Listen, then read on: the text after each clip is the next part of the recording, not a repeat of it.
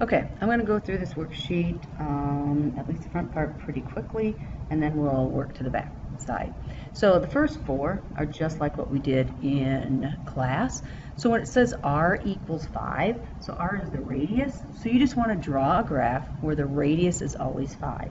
So theta can be anything. So any theta around the unit circle, or around the circle, we want to draw that you have a radius of 5. So all you really need to do is draw your circle. I would label this 5, or at least one spot 5. If you want to do all of them 5, that's fine. But they're going to go around the unit circle when you plug in different thetas, and your radius to that is 5. That should be kind of the bottom of my circle. It's a pretty bad circle. It's getting worse. So that would be -5 as well. So it's just a circle with a radius of 5. When you have one like 2 where it says theta equals 20, now your radius can be anything, but theta has to be 20 degrees. So I'm going to figure out where 20 degrees is. So 20 degrees is in this first quadrant. So when r is 0.1, 0.2, 0.3, 1, 2, 3, 4, 5, it's going to go in that direction. When r is 0, I'm at the point 0, 0.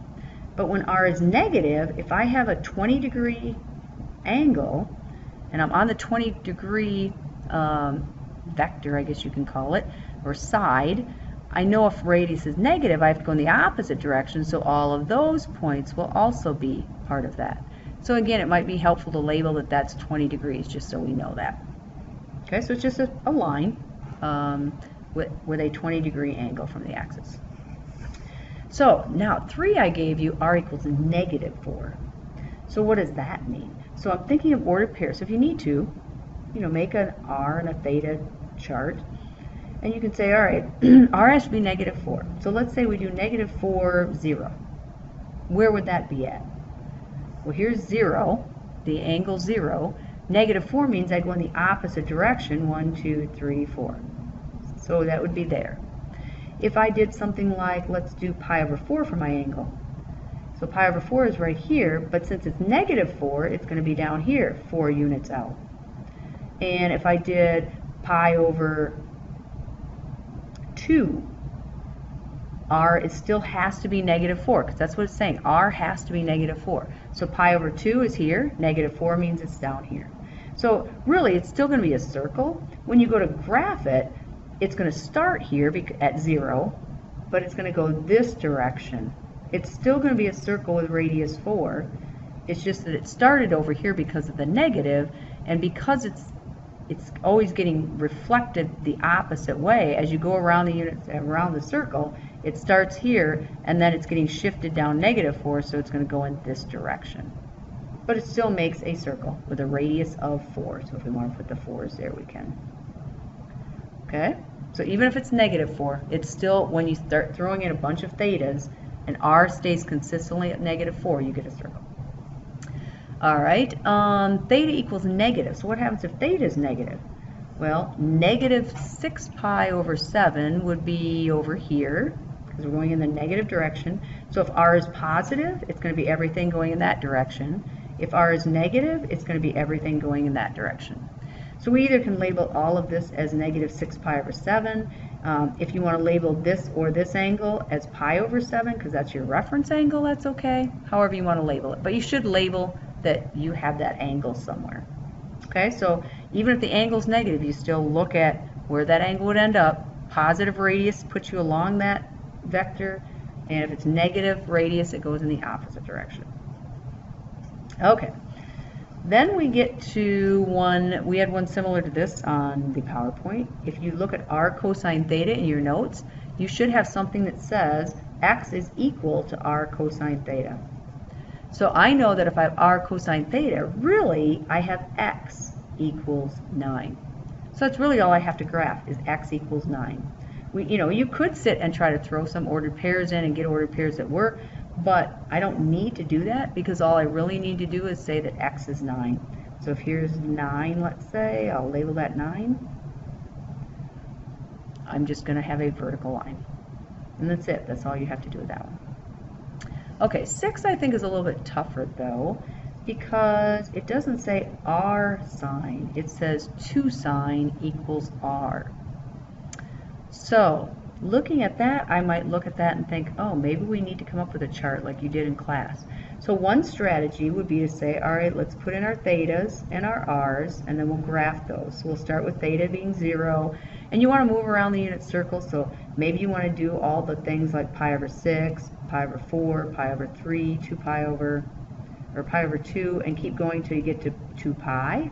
You could do that and figure out what is r. So like for 0, you'd say, all right, the sine of 0 is 0 times 2 is 0.